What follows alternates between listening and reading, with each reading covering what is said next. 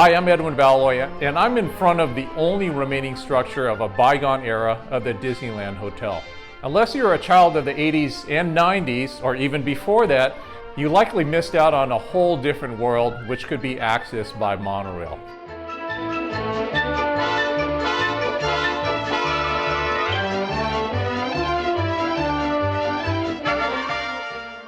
After the original 1955 hotel was built, the need for additional rooms were needed for the growing number of Disneyland guests and convention attendees. As a result, there ended up being two towers constructed, the Marina and Sierra Tower. The biggest change to the area would be a marina area that would be the center of the two towers. It eventually would have new restaurants, shops, and even an underwater arcade where I would spend countless hours as a kid and teen. Yes, I know, what a waste of a one-day ticket. And sure, my parents didn't appreciate all the money that they spent just for me to play video games for a few hours and while I could be in the park. As an older kid during the 80s, I spent 3 consecutive birthdays at Disneyland and would always choose to have dinner at the Disneyland Hotel. I discovered the hotel because all it took was one trip with my best friend at the time, where we shared a plate of what I thought were the fanciest nachos at the Carnation stand. We ended up eating our dinner at one of the cocktail tables for the Shipyard Inn. It wasn't until I was an adult that I realized all those tables were the waiting area of the restaurant, and it would often get busy with long waits, so those tables were really needed for guests to order cocktails and wait for their name to be called. I remember a candle on every table, and if my memory serves me right, an ashtray on each table. Fast forward to the time I was dating my wife, and I was able to take her on many dates at the hotel while the marina was still around.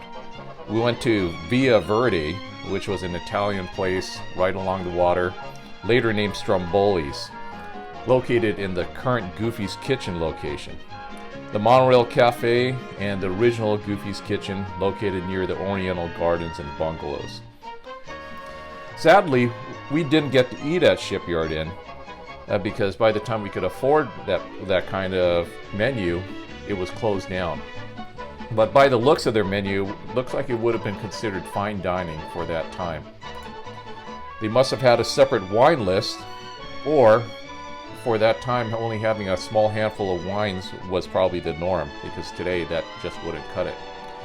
Unfortunately, we weren't able to visit the wine cellar below. It was closed just about every single time we visited due to a lack of interest, which is a shame because I could see it doing well today. Maybe it was just ahead of its time.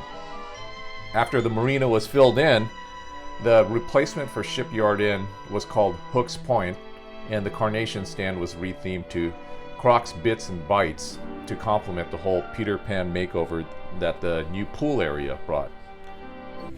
Today, this area is home to 2 food options, the Tangeroa Terrace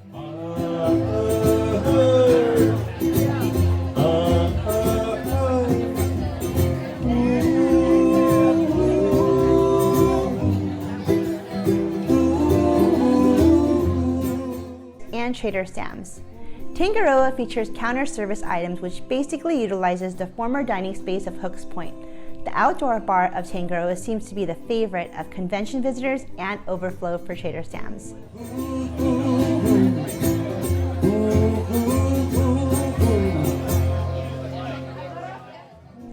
Trader Sam's continues to be a locals and Magic Cube holder favorite, as wait times are usually over an hour.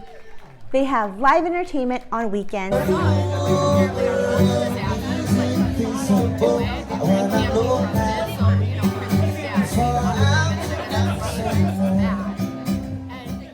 and have a pretty pricey menu.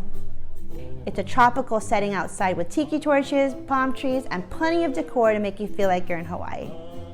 If you're lucky to get a seat inside, you'll be treated to a lively atmosphere as the bartenders participate in a rainstorm show, with the special effects going on in the screens on the walls. Bar seats are a great place for meeting other park guests and locals. The cocktail menu has many rum-based tiki drinks. Some of them can be shared and mugs can be purchased for a nice Disney price. If you're a local, chances of getting seated inside are much better on a slower weeknight. If you're one of those lucky park goers that have been to Trader Sam's at both locations of Disney World Resort and Disneyland, be sure to put in the comments of which one you like the best. We hope you enjoyed that blast of the past to the Shipyard Inn and the only remaining structure of the once marina area of the Disneyland Hotel. Let us know down below in the comments which is your area that's your favorite to go to in the Disneyland Resort area to grab a cocktail, or even if you have a bar hop, which is going to be a separate vlog entirely.